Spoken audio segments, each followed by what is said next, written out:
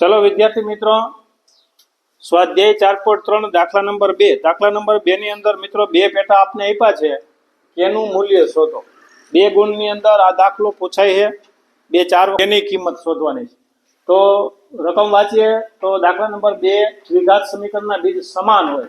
તો મિત્રો યાદ રાખજો જો અહીં આપણે બીજ સમાન કહી દીધા આથી આપણે ન્યાજ પડે આપણે રકમ વાંચીએ નહીં ને એટલામાં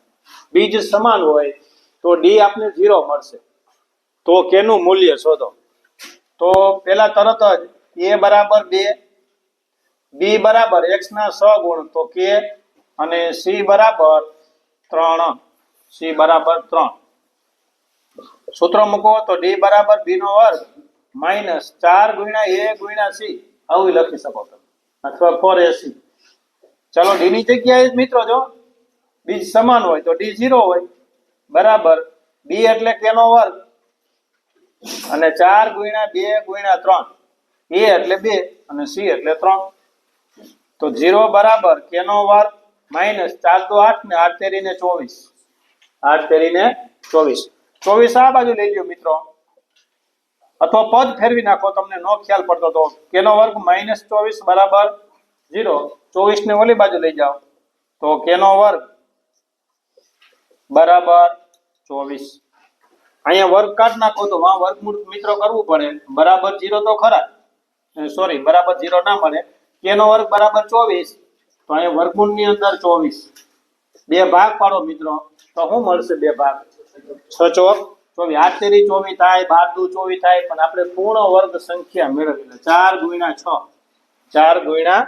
6 તેથી k બરાબર k ની કિંમત શું મળશે तो के 4 पूर्ण वर्ग संख्या है तो 2√6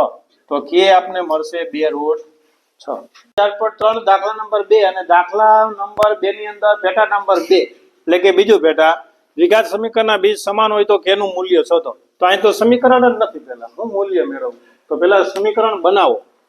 તો અંદર ગુણાકાર કરો તો kx નો વર્ગ અને માઈનસ 2kx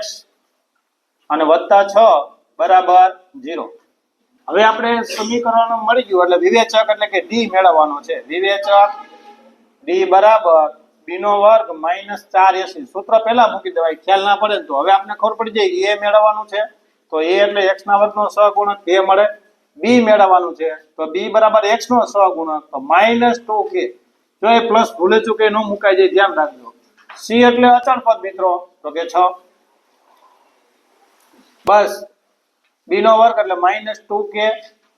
a નો વર્ગ માઈનસ 4 ગુણ્યા k અને c એટલે અચળ પદ એટલે 6 d ની કિંમત આપને ખબર છે કે બે બીજ સમાન છે તો d 0 મળે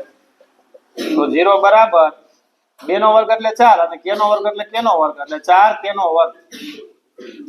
અને 6 ચોક 24 k। હવે આપણે પદ ગોઠવી લઈએ તો 4 k નો વર્ગ માઈનસ 24 k અને બરાબર 0 આમાંથી કોમન પેલા લઈ લ્યો મિત્રો તો 4k કોમન નીકળે તો અહીંયા k વધશે અને અહીં માઈનસ 6 ચોક 6 બરાબર 0 થશે। તો આનો મતલબ એવો થાય કે 4k બરાબર 0 અથવા k માઈનસ 6 બરાબર 0 થાય। હવે આપણે તો k ની કિંમત શોધવાની હતી મિત્રો k ની કિંમત મેળવવાની હતી એટલે આ ગુણાકારમાં છે ને ભાગાકારમાં મોકલો તો કોના ભાગાકારમાં તો કે 0/4 અથવા આ 6 ઓલી બાજુ જાય તો +6 તેથી k બરાબર 0/4 તો 0 અથવા k બરાબર 6 એટલે કે મિત્રો બે કિંમત મળશે k ની k બરાબર 0 અને k બરાબર 6।